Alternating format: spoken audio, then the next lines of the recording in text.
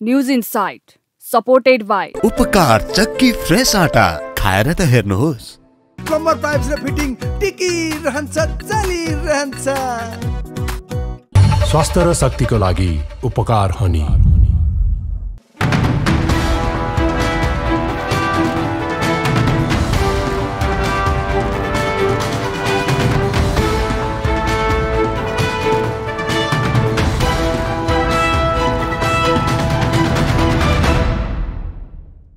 नमस्कार, तपाई news insight हेर्दै हुनुहुन्छ र म एलिशा रियाल। विगतमा पटक पटक भएका राजनीतिक तथा सामाजिक परिवर्तनहरूको फलस्वरूप देशमा संघीय लोकतान्त्रिक गणतन्त्रात्मक व्यवस्था लागू भएको छ। वर्तमान देशको राजनीतिक व्यवस्थालाई लिएर केही असन्तुष्टि अझै कायम छ, तर विभिन्न परिवर्तनहरूका उपलब्धिलाई संस्थागत गरेर जानुपर्नेमा राजनीतिक दलहरू उपलब्धिहरूको जस लिन खोजिरहेका छन्। फागुन 1 गते सार्वजनिक बिदा दिने सरकारको निर्णयलाई त्यसैको एक उदाहरणका रूपमा अर्थ्याउन थालिएको छ। तत्कालीन नेकपा माओवादीले आजभन्दा करिब 27 वर्ष अघि 2052 साल फागुन 1 गते सुरु गरेको सशस्त्र द्वन्द्वलाई धेरैले नेपाली बीच भएको द्वन्द्वका रूपमा विश्लेषण गर्दै आएका छन्। तर त्यसको नेतृत्व गरेको माओवादीले राजतन्त्रको अन्त्यदेखि अहिलेको व्यवस्था लागू हुनु त्यसैको परिणाम भएको भन्दै त्यो एक ऐतिहासिक दिन भएको दावी गरिरहेको छ। वर्तमान गठबन्धन सरकारको नेतृत्व गरिरहेको नेकपा माओवादीले फागुन 1 गते सार्वजनिक बिदा दिने निर्णय सही भएको बताइरहेको छ, तर फागुन 1 गते बिदा दिने सरकारको निर्णयलाई लिएर आलोचना गरेका छन्।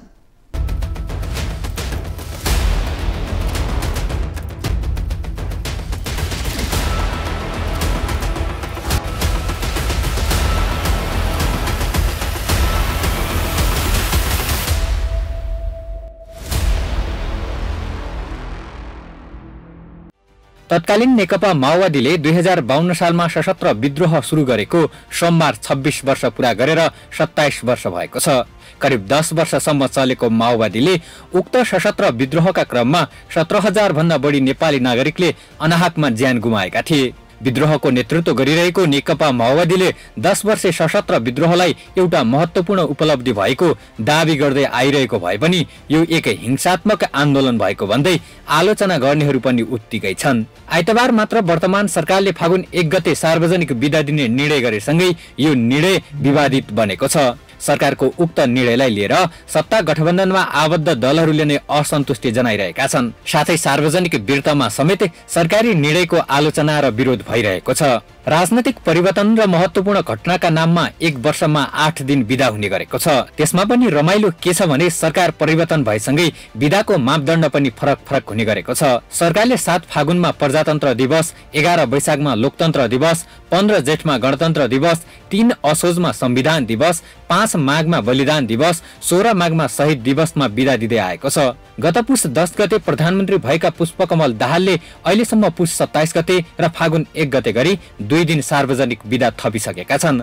2074 चैत 15 गते मन्त्री परिषदको बैठकले 2075 सालका 22 बिदा हटाएको थियो। गणतन्त्र दिवस, लोकतन्त्र दिवस, राष्ट्रिय एकता दिवस, शहीद दिवस र राष्ट्रिय प्रजातन्त्र दिवसको बिदा कटौती गर्दै लोकतन्त्र दिवसमा मात्र सार्वजनिक बिदा दिने निर्णय गरेको थियो। राजनीतिक दलका स्वार्थ अनुसार त्यसयता यी बिदाहरू कहिले कायम हुने र कहिले कटौती हुने भइरहेका छन्। प्रधानमन्त्री दाहालले जनयुद्ध दिवस नेपाल राष्ट्रकै सम्पत्ति भएको दावी गर्दै सरकारी निर्णयको बचाउ गरे पनि त्यसको आलोचना पनि उत्तिकै भइरहेको छ। राप्रपा नेपालका अध्यक्ष कमल थापा भन्छन् 2047 सालको संविधान र राज्य विरुद्ध माओवादीले हिंसात्मक विद्रोह सुरु गरेको दिनको सम्झनामा फागुन 1 गते सार्वजनिक बिदा दिने सरकारको निर्णय आपत्तिजनक छ। हजारौं निर्दोषको ज्यान लिने माओवादी आतंक र हिंसा राष्ट्रिय पर्व हुन सक्दैन। राजा र हिन्दू राष्ट्र पक्षधर पार्टी कुन मुखले सरकारमा बसिरहेको छ? राजनैतिक विश्लेषक विष्णु सापकोटा लेख्छन्, आफू संयोगले कार्यकारी निर्णय गर्ने ठाउँमा भएको बेला पारेर जनयुद्ध दिवसमा बिदा दिनुले प्रचण्डको सुशासनको बुझाइ कति गहन रहेछ भन्ने देखाउँछ। यो कार्यले जनयुद्धकै स्पिरिटको पनि सम्मान गर्दैन र यसले यो पनि देखाउँछ सत्ता आसक्तिले एमाले र राप्रपालाई भित्रभित्र कति खियाइसकेको रहेछ। फागुन 1 गते बिदा दिने सरकारी निर्णयप्रति व्यङ्ग्य गर्दै सुभाष अधिकारी लेख्छन्, कथित जनयुद्धको अब हरेक नागरिकले स्वामित्व लिनुपर्ने हो। भोलिका दिनमा आलम प्रधानमन्त्री भए इटाभट्टा दिवस, रवि प्रधानमन्त्री भए दोहोरो नागरिकता दिवस, महरा प्रधानमन्त्री भए फर्गेट एस्टरडे दिवस अनि सन्दीप प्रधानमन्त्री भए गौशाला दिवस मनाउँदै जाने हो। मानव अधिकार कर्मी मोहना अन्सारी भन्छन्, फागुन 1 गते माओवादीका लागि गौरवको दिन हो भन्छन्। हजारौं जनता न्यायको पर्खाइमा छन्। जुन गौरवका लागि जनता हत्या र बेपत्ता पारिए के दण्ड पीडितले न्याय पाउँदैनन्? के संक्रमणकालीन न्याय यहाँहरूको राजनैतिक खिचातानीको शिकार भइ नै राख्ने हो? बलिदानी दिवस मनाइराख्दा एकपटक आफैलाई सोध्नुहोला। पूर्व सञ्चार मन्त्री एवं एमाले नेता गोकुल बास्कोटा लेख्छन्, अस्तिसम्म बिदा बढी भयो भन्ने परम पुष्पकमल दाहाल किन रहेछ भनेको त पूर्व देखाएर पश्चिम हान्न रहेछ। तै चुप मै चुप, मौकामा हिरा फोड्नु बेमौकामा कौडी नछुनु भनेका त्यसै होइन रहेछन् पुर्खाले। रापरपाका नेता रविन्द्र मिश्र टिप्पणी गर्छन्, जनयुद्ध दिवस निम्न लागेको बत्ती यसै गरी चम्किन खोज्छ। नेपालीले नेपाली मारेकोमा दिवस मनाउने 2046 र 62-63 सालको आन्दोलनलाई जनआन्दोलन भन्न मिल्छ। जति बेला लाखौं नेपाली सडकमा निस्किए, 4-5 हजार मान्छेले लुकेर मान्छे मार्दा त्यसलाई जनयुद्ध भन्ने, त्यो केवल सशस्त्र विद्रोह थियो। यो समाजमा यस्ता गलत भाष्यहरू धेरै निर्माण भएका छन्। ठिक छ, यति तल गिर्ने नै थियो, गिर्दैछौँ। रस्तालमा पुग्न आँटेका छौँ। त्यसपछि यो राष्ट्रघाती विकृत अग्रगमनको प्रदूषणकारी बत्ती आफै निम्नेछ। अब धेरै धैर्य गर्नु नपर्ला। नेपाली कांग्रेसका नेता डाक्टर मिनेन्द्र रिजालले आफ्नै पार्टीका महामन्त्री द्वयलाई प्रश्न गर्दै लेख्छन्, एमालेको दरो समर्थनमा बनेको माओवादी नेतृत्वको सरकारले बृहत शान्ति सम्झौता र नेपालको संविधान तथा यसमा अन्तर्निहित मर्म विपरीत घोषणा गरेको कथित जनयुद्ध दिवस बारे हाम्रो दल नेपाली कांग्रेसको आधिकारिक धारणा अहिलेकी राष्ट्रपति निर्वाचनपछि आदरणीय महामन्त्री द्वय तथा प्रवक्ताज्यू संविधानविद भीमार्जुन आचार्य लेख्छन्, यो त कार्यकारी शक्तिको अधिक दुरुपयोग र स्वेच्छाचारीको काम भयो। सशस्त्र द्वन्द एउटा सभ्य समाज र कानुनी राज्यमा कहिल्यै दिवस हुन सक्दैन। अब दण्ड पीडितले न्याय पाउँछन् भन्ने पनि केही रहेन। यति बेला सत्ता गठबन्धनका अरू घटकहरू कहाँ कहाँ छन् यो जान्न मन लाग्यो। एउटा नेपालीले अर्को नेपाली विरुद्ध गरेको लडाईँलाई दिवस मानी सार्वजनिक बिदा दिने यो सरकारले हामीलाई एकतामा बाँध्ने दशैं तिहार जस्ता महान चाडको बिदा कटौती गर्न सक्छ। आजैबाट चनाखो बनाऊ। मूलभूत रूपमा यसमा विवाद हुनु पर्ने जस्तो म चाहिँ आफू केही देख्दिनँ। हामी विभिन्न दिवसहरू मनाउँछौँ। 7 सालको क्रान्ति सम्पन्न भइसकेपछि मनाइएको प्रजातन्त्र दिवस, त्यसपछि 62-63 आन्दोलनले सफलता पाइसकेपछि राजा ज्ञानेन्द्रले घुँडा टेकिसकेपछि मनाइएको लोकतन्त्र दिवस, देशमा गणतन्त्र आइसकेपछि मनाइएको गणतन्त्र दिवस लगायत तत्त अरू धेरै दिवसहरू पर्वहरू हामीसँग छ भने नेपाली समाजको चेतनाको जग बदलेको जनयुद्ध कसैले स्वीकार छ स्वीकार्दैन अथवा त्यो आन्दोलन त्यो परिवर्तन त्यो सङ्घर्ष नदेखेको पुस्ताले के भन्छ त्यो सेकेन्डरी कुरा हो। तर तपाईँ हामी सबैले यो कुरा स्वीकार्न सक्छौँ कि यो समाजभित्र उत्पीडित बनाएर राखिएका जात जाति धर्म सम्प्रदायहरूको आवाज बोलेको र उनीहरूलाई आजको मूलधारको राजनीति अथवा मूलधारमा ल्याउन यो जनयुद्धको ठुलो भूमिका छ भने यसलाई उत्सवको रूपमा मनाउँदाखेरि अथवा बिदा दिँदाखेरि यसमा कुनै पनि अप्ठ्यारो मान्नुपर्ने अथवा आलोचना गर्नुपर्ने विषय म देख्दिनँ। अझ हामी पुनः कुनै पूर्वाग्रही नभइकन भन्ने हो भने नेपालमा पूर्वको झापा विद्रोहदेखि लिएर पश्चिममा बाँकावीरले बगाएको रगतसम्मको र यो बिचमा भएका विभिन्न छिटफुट विद्रोहहरू किसान विद्रोह लगायत अन्य सबै विद्रोहहरूको संश्लेषित र मूर्त रूप जनयुद्ध हो र यसलाई यसरी नै परिभाषित गर्नुपर्छ भन्ने मलाई लाग्छ। एउटा निश्चित पार्टीले उठायो होला, त्यो पार्टी आज सरकारमा छ होला र ऊ सरकारमा भएकै कारणले बिदा दिइयो, आफ्नो मात्र दिवसको बिदा दिइयो भनेर व्याख्या गर्ने हो भने त यसमा प्रश्न उठाउन सकिएला। तर कि त जनयुद्धले ल्याएका परिवर्तनहरूलाई तपाईँ परिवर्तन होइन भन्न पर्यो होइन। जनयुद्धले नेपाली समाजमा जे परिवर्तन लिएर आयो त्यो परिवर्तन नै सही छैन भन्नेहरूका लागि त यसको विरोध जनाउने कुरा जस्तै रविन्द्र मिश्रले जनाइराख्नु भएको छ, उहाँलाई यो अपाच्य लाग्नु त स्वाभाविक छ। तर आखिर यो परिवर्तन ठिक थियो भने परिवर्तन ल्याउनलाई भूमिका खेलेको आन्दोलनलाई हामीले स्मरण गरेर एउटा दिवस मनाइराख्दाखेरि अथवा त्यसमा बिदा दिँदै गर्दाखेरि हामीले त्यो धेरै नराम्रो मान्नुपर्ने अथवा आलोचना हुनुपर्ने विषय चाहिँ होइन भन्ने नै छ।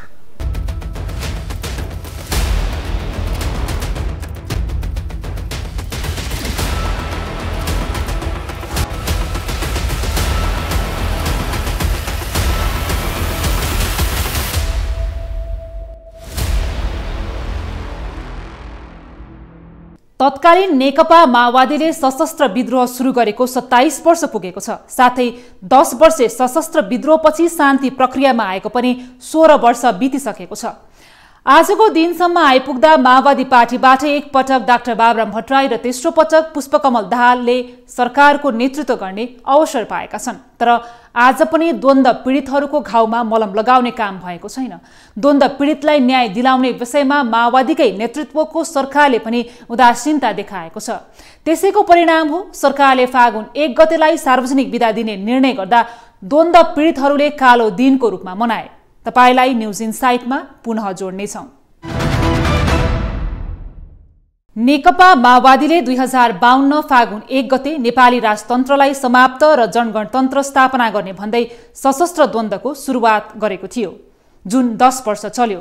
मृत्युदण्ड, नरसंहार, अपहरण र अन्य युद्ध सम्बन्धित अपराध र मानवता विरुद्धका कार्यसँगै नागरिक, विद्रोही, सेना र प्रहरी लगायतका 17,000 भन्दा बढीले ज्यान गुमाउनु पर्यो। कति विस्थापित भए, कति बेपत्ता भए त्यसको तथ्याङ्क न त तत्कालीन सुप्रिम कमान्डर पुष्पकमल दाहालसँग छ, न बनेका आयोगहरूसँग।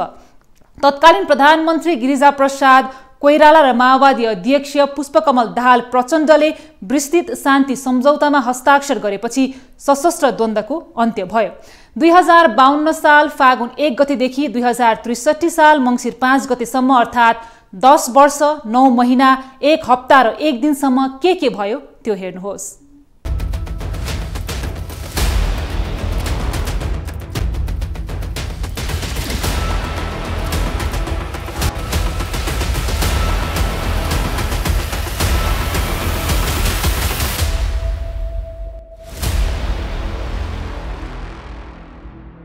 दुई 2076 माघ 1 गते टुँडिखेलमा आयोजित थारू राष्ट्रिय माघी महोत्सवलाई सम्बोधन गर्दै नेकपा माओवादी केन्द्रका अध्यक्ष पुष्पकमल दाहालले 10 वर्ष लामो सशस्त्र द्वन्द्वमा 5000 आफूले मारेको जिम्मा लिने बताएका थिए। माओवादी केन्द्रका अध्यक्ष दाहाल हाल सरकारको नेतृत्व गरिरहेका छन्। सशस्त्र द्वन्द्वमा विद्रोही माओवादीको सुप्रिम कमान्डर रहेका उनलाई 17,000 मान्छे मारेर आएको आरोप लाग्दै आएको छ। धेरै साथीहरूले बाहिर पनि भन्ने गर्नुहुन्छ, म तथ्याङ्क मात्रै सच्याउन चाहन्छु। तथ्याङ्क के भने मलाई भन्ने गरिन्छ मैले 17,000 मान्छे मारेर आएको भन्ने तथ्याङ्क भन्ने गरिएको छ।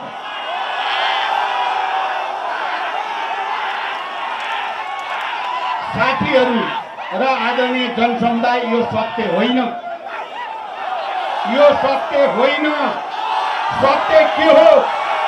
सत्य के हो मलाई भन्न दिनुहोस्। सत्य के हो भने हिजोको सामन्ती राजाहरूले 12,000 मारेका हुन्। मलाई 5,000 को जिम्मा दिनुहुन्छ भने म लिन्छु। तर राजाहरूले मारेको 12,000 को चाहिँ कुरा नहुने। हिजोको राज्यले मारेको 12,000, 17,000 मध्ये 12,000 को चाहिँ कुरा नहुने।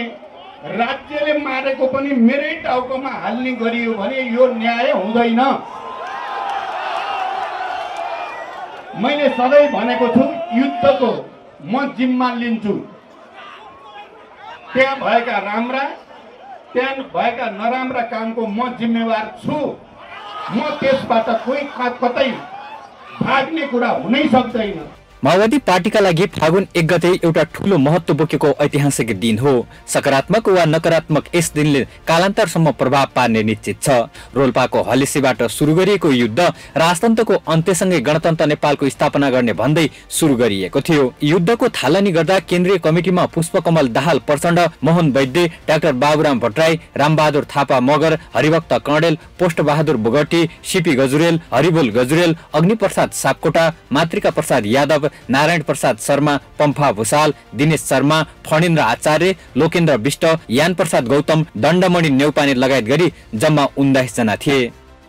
सशस्त्र संघर्ष समय रेखा 2052 साल फागुन 1 गते रोल्पाको हलेसीबाट जनयुद्धको सुरुवात। फागुन 6 गते प्रचण्डद्वारा कारबाही गरेको स्वीकार। फागुन 14 गते प्रहरीद्वारा गोर्खामा 14 वर्षीय दिलबहादुर रम्तेलको गोली हानी हत्या।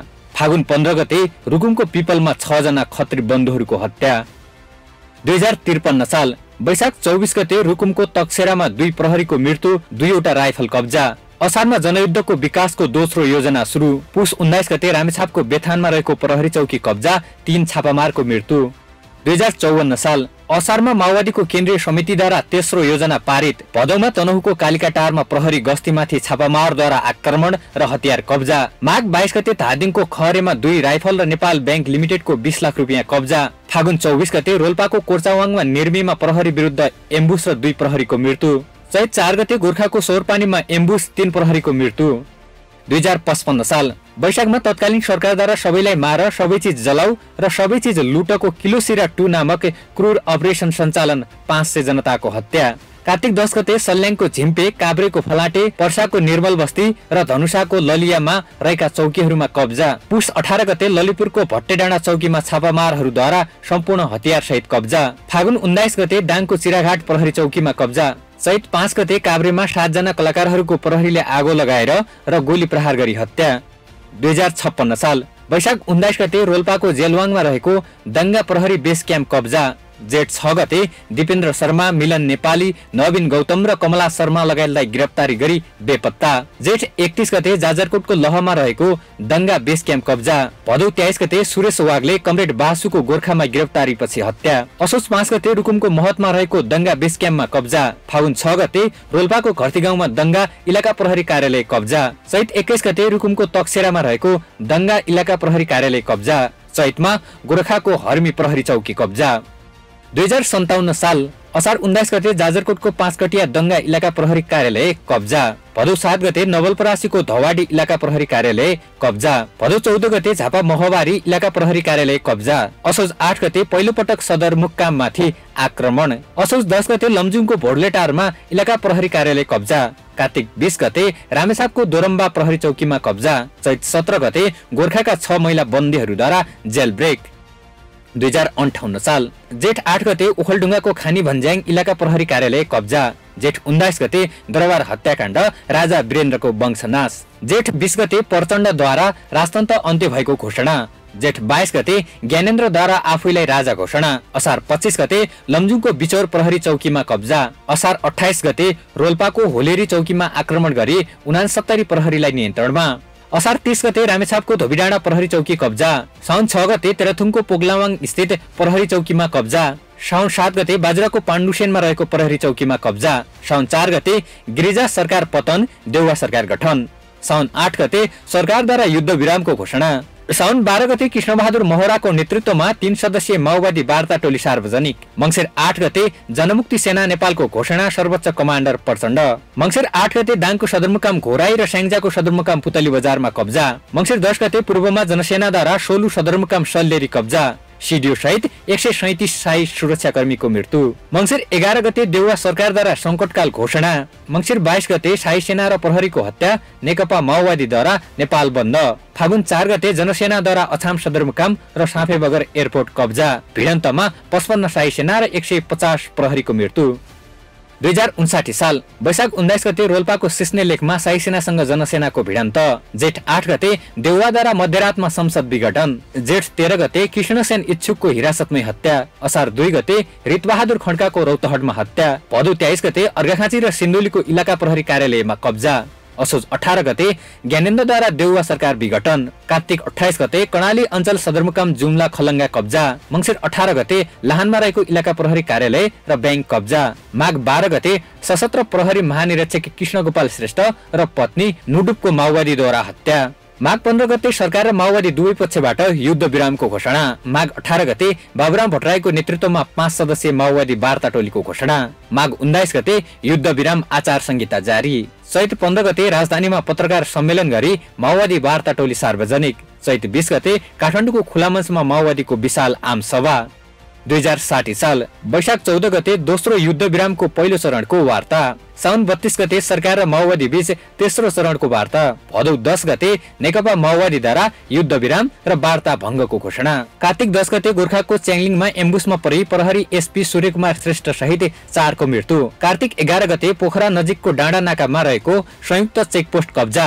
कार्तिक 16 गते पर्साको पल्बा मिलनचोकमा एम्बुसमा 10 शाही सुरक्षाकर्मीको मृत्यु। कार्तिक 21 गते प्रचण्डद्वारा रेडियो जनगणना नेपालको उद्घाटन। फागुन 19 गते जनसेनाद्वारा भोजपुर सदरमुकाममाथि आक्रमण। चैत 7 गते जनसेनाद्वारा म्याग्दी सदरमुकामको बेनीमाथि हमला, 150 भन्दा बढी शाही सुरक्षाकर्मीको मृत्यु। चैत 13 गते मोहन वैद्य किरण भारतीय प्रहरीद्वारा सिलगुडीमा गिरफ्तार। चैत 22 गते धनुषाको यदुकुवा प्रहरी चौकी कब्जा। चैत 25 गते पशुपति नगर इलाका प्रहरी कार्यालय कब्जा।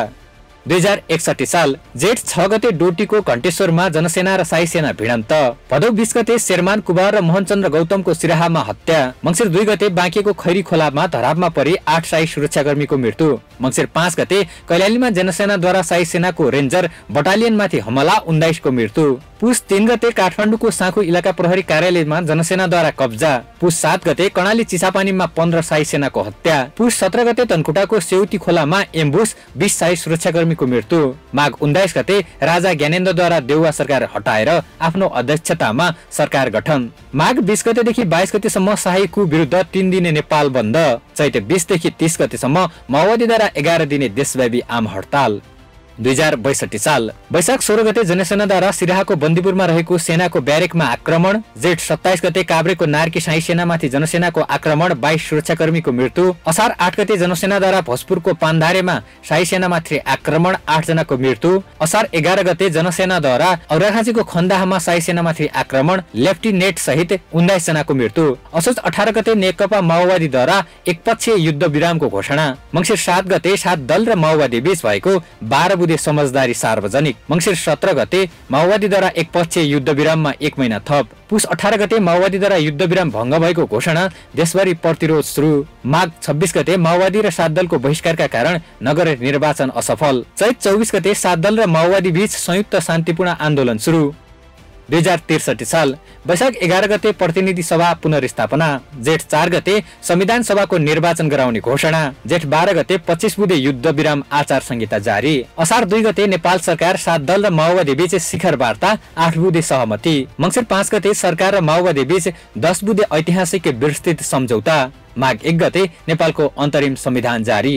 चैत 18 गते नेकपा माओवादी सहितको अन्तरिम सरकार गठन।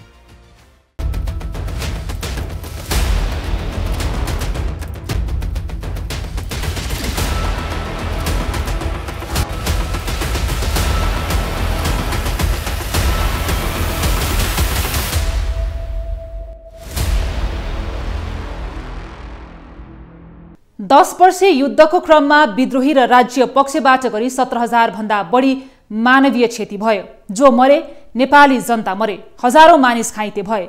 बेपत्ता नागरिकको संख्या पनि त्यत्तिकै छ। ससाना बालबच्चा टुहुरा बने, जो आज पनि जीवन र मरणको दोसाँधमा छटपटाइरहेका छन्। शरीरभरि गोली लिएका लडाकु पनि यही समाजमा छन्। यसतर्फ न राज्यको ध्यान गयो न पार्टी नेतृत्वको। तपाईलाई न्युज इनसाइटमा पुनः जोड्नेछौँ।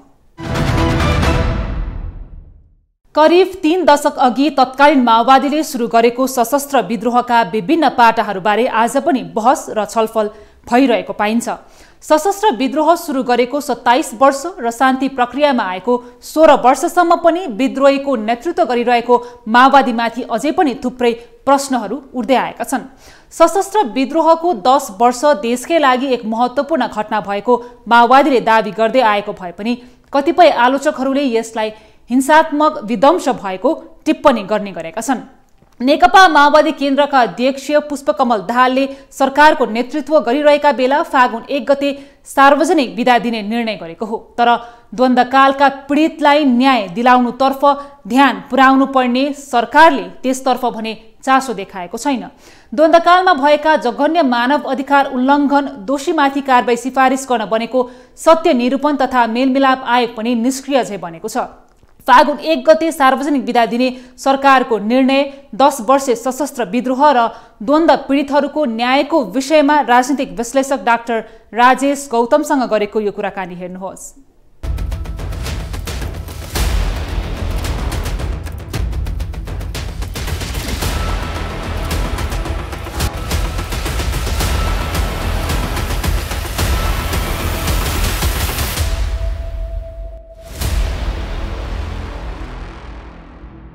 वास्तविकमा यो गलत कुरा भयो, नहुनु पर्ने थियो। किन भन्दाखेरि बिदाकै कुरो गर्दाखेरि पनि नेपालको इतिहासमा हेर्ने हो भने बिदा धेरै भइसकेका छ। थुप्रै बिदाहरू छन्। अब एउटा प्रजातन्त्र प्राप्त गरेको कुरोलाई मात्र आधार बनाएर अगाडि बढेको पनि हुन्थ्यो। यहाँ त प्रजातन्त्रको दिवसको बेग्लै बिदा, गणतन्त्रको बेग्लै बिदा, संविधानको बेग्लै बिदा, यी यस्ता अब हुँदा अब अहिले यो जनआन्दोलनका बेग्लै बिदा, यस्ता किसिमको प्रवृत्तिहरूले देशमा विकासका कुराहरूमा तगारो हाल्छ।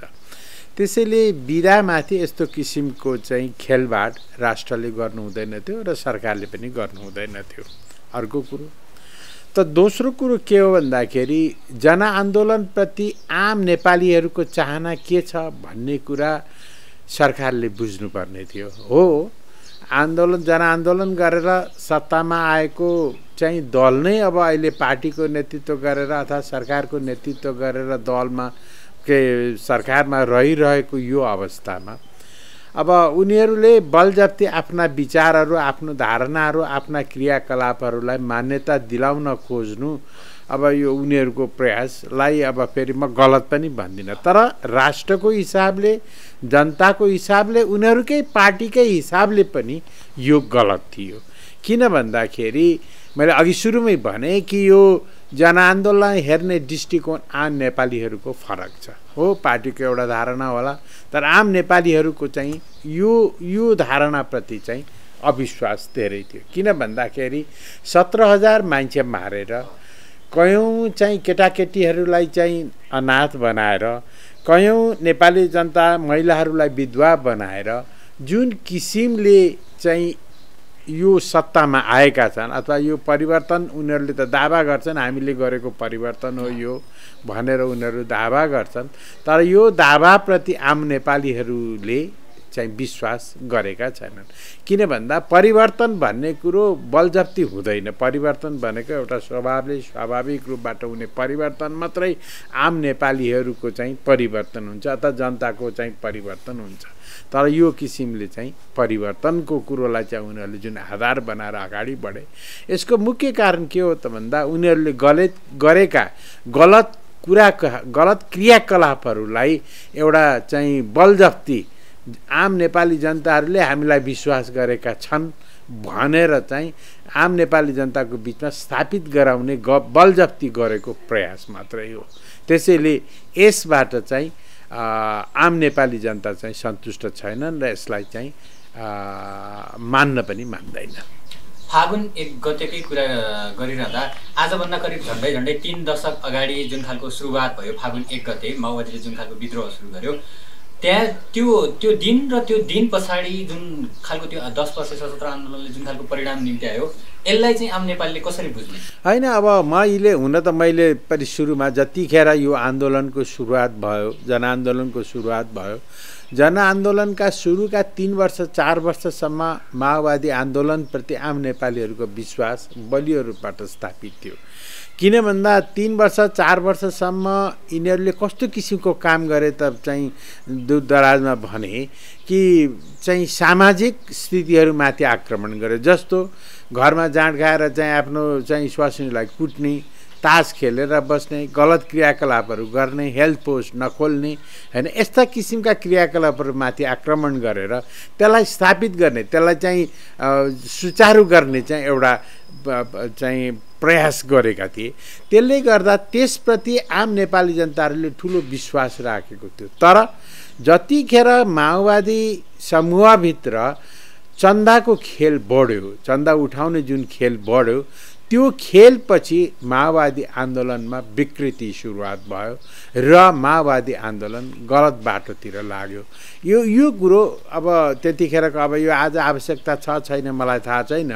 त्यतिखेर मैले राजा वीरेन्द्रलाई भेट्दाखेरि पनि मैले यो कुरो अभिव्यक्त गरेको थिएँ कि सुरुमा चाहिँ चाहिँ यो माओवादी आन्दोलन चाहिँ सकारात्मक रूपबाट अगाडि बढेको छ भनेर नै मैले प्रस्तुत गरेको थिएँ र मैले राजाको समस्या पनि मैले त्यो कुरो व्यक्त गरेको थिएँ। तर कालान्तरमा त्यो गलत बाटोतर्फ हिँड्यो र आम नेपाली जनताको हत्या गर्ने, गलत व्यक्तिहरू उनीहरूको चाहिँ सुराकी गरेको भनेर समाजमा रहेका राम्रा व्यक्तिहरूको पनि हत्या गर्ने, हैन, यिनीहरू धर्मलाई मान्छन् भनेर धार्मिक चाहिँ उनीहरूको धार्मिक पद्धतिहरूमाथि पनि आक्रमण गर्ने यस्ता किसिमका गलत प्रवृत्तिहरूलाई अपनाएर उनीहरू अगाडि बढे। जबकि आज ती माओवादीहरूका क्रियाकलाप हेर्ने हो भने ती सबै कुराहरू आज उनीहरूले नै दोहोऱ्याइरहेका छन्। हिजो चाहिँ समाजमा चाहिँ यो चाहिँ पाखण्डी हो, यसलाई चाहिँ कारबाही गर्नुपर्छ भन्ने यिनीहरू आज त्यही पाखण्डीपनलाई नै स्वीकार गरेर कुनै ठाउँमा प्रवेश गर्दा पनि धार्मिक क्रियाकलापहरू गर्ने अनि यस्ता किसिमका क्रियाकलापहरू उनीहरू नै अपनाउन थालिरहेका छन्। त्यसैले म के भन्छु भन्दा कि जुन किसिमले परिवर्तनका कुराहरू गरे र जुन किसिमले उनीहरू सत्ताभित्र प्रवेश गरे र चाहिँ सरकारभित्र प्रवेश गरेर चाहिँ देशमा चाहिँ अब हामी चाहिँ अब चाहिँ आइसकेका छौँ, हाम्रो उद्देश्य पुरा भयो भनेर जुन किसिमले उनीहरू अगाडि बढे त्यसलाई आधार मानेर भन्नुपर्दा यदि एउटा प्रजातन्त्रभित्र प्रजातान्त्रिक पद्धतिभित्र एउटा संसदीय पद्धतिभित्र प्रवेश नै गर्नु थियो भने त्यसरी हजारौं मान्छेको हत्या गर्नु आवश्यकता थिएन। किन माओवादीले अन्तमा कालान्तरमा गएर के गर्यो त त्यत्रा मानिसहरूको हत्या गरे तापनि कालान्तरमा पछाडि गएर त्यही संसदीय व्यवस्थालाई नै स्वीकार गरेर संसदमा जुन रूपबाट प्रवेश गरे त्यसले पनि यिनीहरूमाथि जनताको विश्वास कमजोर भएर रहेको छ। अब यसपछि जब शान्ति सम्झौता भइसकेपछि अहिले पनि जनयुद्ध सुरुवात गरेको झन्डै 27 वर्ष र शान्ति प्रक्रियामा आएको पनि 16 वर्ष बितिसकेछ। यो बिचमा जुन खालका मुद्दाहरू टुङ्गिनु पर्ने थियो शान्ति प्रक्रियाका ती कुराहरू अहिले पनि आयोगहरू बनिएको छ, काम कुनै पनि त्यसरी प्रभावकारी रूपमा हुन सकेको छैन। यो विषय चाहिँ गोलमोटोल भइरहेछ, किन टुङ्गिनु नसकेको देख्नुहुन्छ मेन कारण? वास्तविक मेन कुरोमा के भन्दाखेरि माओवादी पक्ष त्यस किसिमको त्यो धारणाहरूलाई अन्त गर्न चाहँदैन। किन सवाल के हो भन्दा माओवादीहरू सत्तामा आउने बेलासम्म कयौं गलत क्रियाकलापहरू गरेर अगाडि बढेको छ। सही रूपबाट माओवादी आन्दोलन सत्तामा आएको होइन, अर्थात् यो व्यवस्थाभित्र प्रवेश गरेको होइन, कयौं गलत क्रियाकलापहरू गरेर चाहिँ अगाडि बढेको हो। त्यस अर्थमा आज अब यदि जुन किसिमका आयोगहरू गठन भए, जुन किसिमको चाहिँ धारणा आम नेपालीहरूले अभिव्यक्त गरे त्यसलाई स्वीकारेर माओवादीहरूले ती विभिन्न किसिमका आयोगहरू गठन गरे तापनि त्यसलाई हामी मान्छौँ भनेर भने तापनि राजनैतिक रूपबाट भित्रभित्र माओवादी त्यस किसिमको चाहिँ कार्यको चाहिँ क्रियान्वयनको पक्षमा चाहिँ माओवादी रहेको देखिँदैन। त्यसैले हामीले देख्छौँ त्यो हराएका मानिसहरूको क्रियाकलाप चाहिँ आयोगको पनि कुनै राम्रो क्रियाकलापहरू छैन, बेपत्ता पारिएको आयोगको बेपत्ता पारेका मानिसहरूको खोजी गर्ने आयोगको पनि कुनै राम्रो नतिजा निस्केको छैन। खालि त्यो के त भन्दाखेरि जनतालाई भुलभुलैयामा राख्नको निम्ति माओवादी आन्दोलनमा चाहिँ संलग्न भएका व्यक्तिहरूलाई हामीले चाहिँ सही रूपबाट अगाडि बढाएका छौँ भनेर एउटा देखाउने प्रयास मात्र गरेको। यथार्थमा माओवादी आन्दोलनले आम नेपाली जनताहरूलाई पीडा नै दिएको छ र यति मात्र होइन, आम नेपाली जनतालाई पीडा मात्र होइन, आफ्नै कार्यकर्ताहरूलाई पनि माओवादी आन्दोलनले जुन पीडा दिइरहेको छ त्यसको चाहिँ अब अहिले वर्णन गरेर साध्य छैन। कयौं माओवादी आन्दोलन बन्दुक बोकेर हिँडेका, कयौं आन्दोलन चाहिँ हिँडेका बन्दुक बोकेर हिँडेका कयौं व्यक्तिहरूले आज उनीहरूको अवस्था कुन रूपबाट छ भन्ने कुरा आम नेपाली जनताले देखिरहेको छ भने माओवादी पक्षले देखेको छैन भनेर दावा गर्न सकिँदैन। त्यसैले माओवादी आन्दोलन भयो, आन्दोलनले के गर्यो त भन्दा एउटा सीमित व्यक्तिलाई सत्तामा पुर्याउने, सीमित व्यक्तिलाई फाइदा पुर्याउने काम बाहेक हिजो झन्डा बोकेर बन्दुक बोकेर हिँड्ने आम नेपाली जनतालाई उनीहरूलाई विश्वास गरेर उनीहरूको पछि हिँड्ने आम नेपाली जनताप्रति माओवादीहरूले गद्दारी गरेका छन् भनेर चाहिँ सोझै भन्न निश्चित रूपमा यो माओवादी, किनभने भित्री रूपबाट माओवादी यी सबै कुराहरू समस्या समाधान गरेर चाहिँ अगाडि बढ्न चाहँदैन। किन भन्दा यी सबै कुराहरू समाधान गर्ने बित्तिकै माओवादीहरूको अस्तित्व कमजोर हुँदै जान्छ। त्यसैले गर्दा माओवादी पक्ष यी सबै कुराहरूलाई समाधान गरेर चाहिँ अगाडि बढ्न चाहिँ चाहँदैन भन्ने कुरो प्रष्टै देखिन्छ। किन त्यसको कारण चाहिँ के? त्यसको कारण के भन्दाखेरि मैले भने नि अब यी सबै कुराहरू समाधान गर्न, किनभने अब बेपत्ता पारेको खोज्ने कुराहरू छ। अब बेपत्ता पारेका कयौं व्यक्तिहरू त माओवादीले नै बेपत्ता पारेको छ नि, सरकार पक्षले मात्रै बेपत्ता बनाएको त होइन। त भोलिको त्यो स्थितिमा कयौँ चाहिँ अब शहीदहरूको विषयमा कयौँ कुराहरू हुन्छ, कयौँ चाहिँ उपयुक्त राम्रा समाजमा चाहिँ प्रतिष्ठित भएका व्यक्तिहरूको हत्या भएको छ। यी सबै कुराहरूलाई चाहिँ यदि निर्क्युल गर्ने हो र त्यसको समाधान गर्ने हो, त्यसको चाहिँ नतिजा परिणाम चाहिँ निकाल्ने हो भने माओवादी पक्षलाई सबैभन्दा ठुलो घाटा हुन सक्छ। त्यसैले माओवादी जहिले पनि हो सत्तामा आउनु त्यो बेग्लै कुरा हो, किन नेपालमा सत्तामा आउने भनेको गणितीय खेल मात्रै हो, विचारको खेल होइन। विचारको खेल भएको भए आजको स्थिति यस्तो हुँदैन थियो, विचारको खेल भएको भए गठबन्धनको राजनीति देशमा चल्दैन थियो। त्यसैले माओवादी आन्तरिक रूपबाट माओवादी राजनैतिक रूपबाट ज्यादै कमजोर दल हो।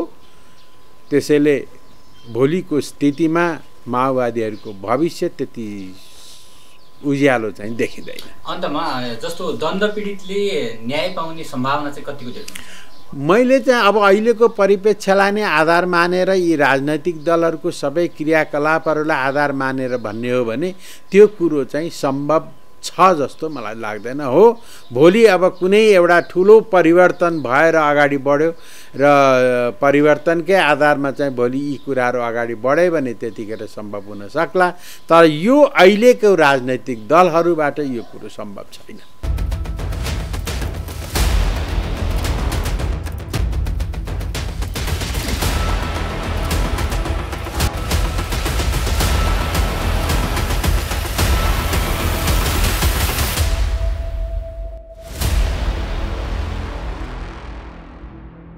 द्वन्द्वकालमा भएका जघन्य मानव अधिकार उल्लङ्घनका दोषीमाथि कारबाही सिफारिस गर्न बनेको सत्य निरूपण तथा मेलमिलाप आयोगको भूमिकामाथि नै प्रश्न उठ्दै आएको छ।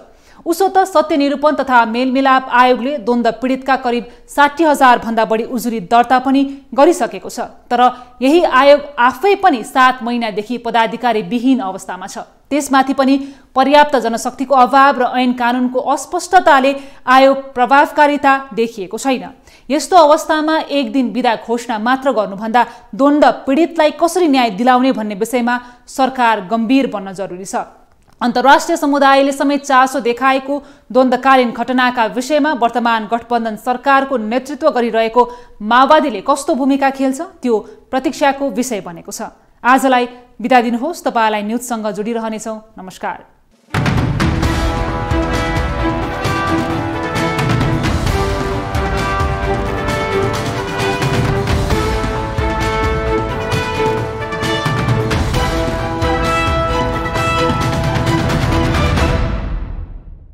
न्यूज इनसाइट सपोर्टेड बाई उपकार चक्की फ्रेश आटा खाएर त हेर्नुहोस्।